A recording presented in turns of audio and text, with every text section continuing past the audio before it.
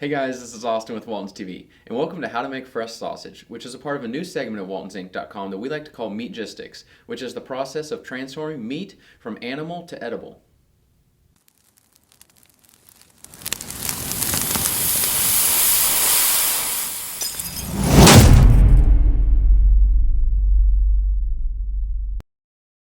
Today we're going to talk about fresh sausage, what it is, how to make it, the supplies needed to make it, and a step-by-step demonstration through the whole process.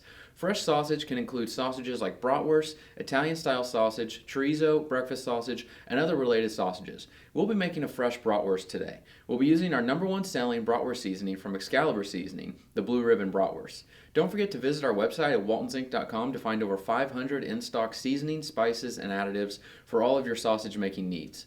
We're going to need just a few items to get started. We've got our meat, which is 5 pounds of pork butt, which is a pretty small batch. The meat's going to be about 80% lean and 20% fat. For most cases, I'd recommend using at least 20% fat, and for some sausage, you can go up to 40 or 50% fat.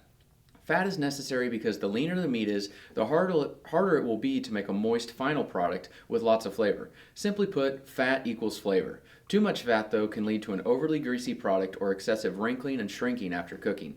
Next, we need our seasoning. We've got our Blue Ribbon Bratwurst seasoning, which comes in a bag for 25 pounds of meat, so we did already pre-measure this out for a 5-pound batch. If you need help calculating how to break down a bag of seasoning, just take the total weight of the seasoning package, divide that weight by the number of pounds it is meant to season, and then multiply that result by the number of pounds of meat that you will be making.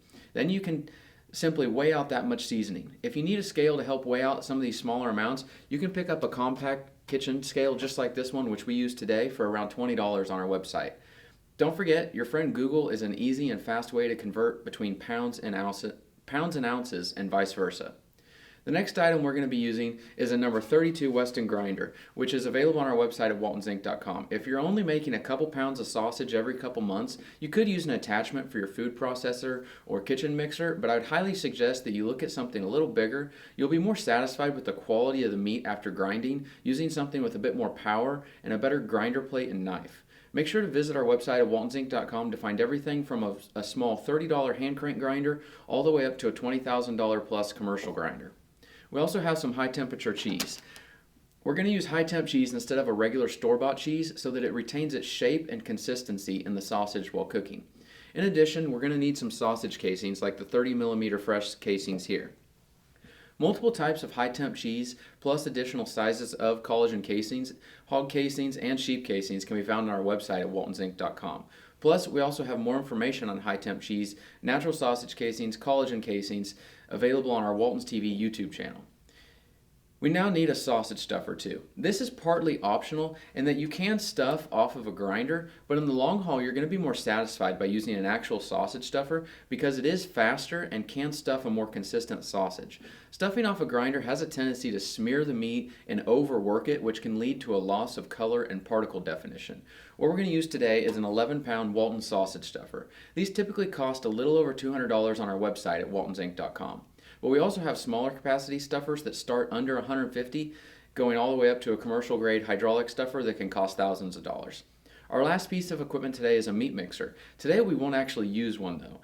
If we were making anything bigger than say a 25-pound batch, it'd be a no-brainer to use a real meat mixer instead of hand mixing.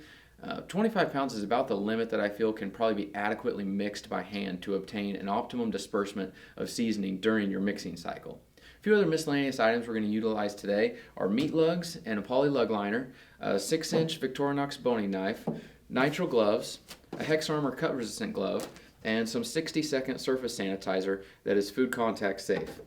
All of these items plus everything you need for all of your sausage making can be found on our website at waltonsinc.com.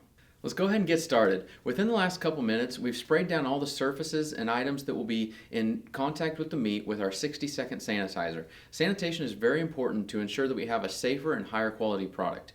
Our first step is going to be to cut the meat into small enough pieces that can fit into the head of the grinder. Just remember that once you're ready to roll, you're going to want to be as quick as possible proceeding through each step so that the meat remains as cold as possible throughout the whole process.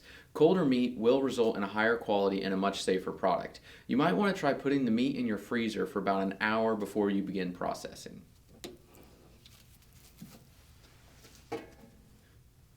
With all of the meat cut, we're ready to proceed into grinding. We're going to begin with our first grind by using a 3/8 inch grinder plate. After grinding one time, we'll mix in the seasoning. Mixing should be sufficient to evenly disperse the seasoning, but be careful not to overmix. If we were making a cured sausage like summer sausage or snack sticks, we would want to mix until we had a very sticky product. But with fresh sausage, we only mix long enough to evenly disperse the seasoning.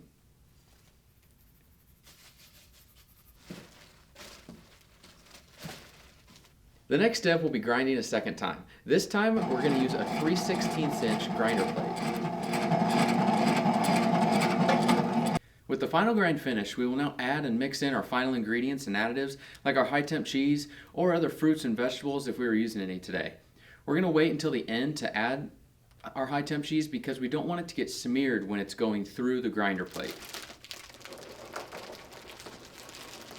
Now we're on to stuffing. We already put all of our meat into our Walton's 11-pound sausage stuffer, so we'll just slip the casings onto the stuffing tube and we'll be ready to get stuffing. During stuffing, you do want to keep enough pressure on the casing to keep it firm and as full as possible when coming off the stuffing tube.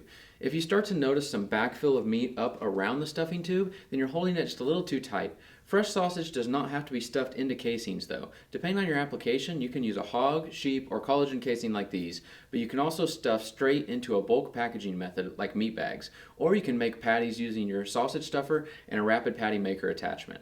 Our last step after stuffing is to make links. If you'd rather take the easy way out and avoid twist linking, you can simply pinch the casing and cut the sausage into links, or you can simply leave it as one long piece of rope sausage. We're going to go ahead and twist link our brats though.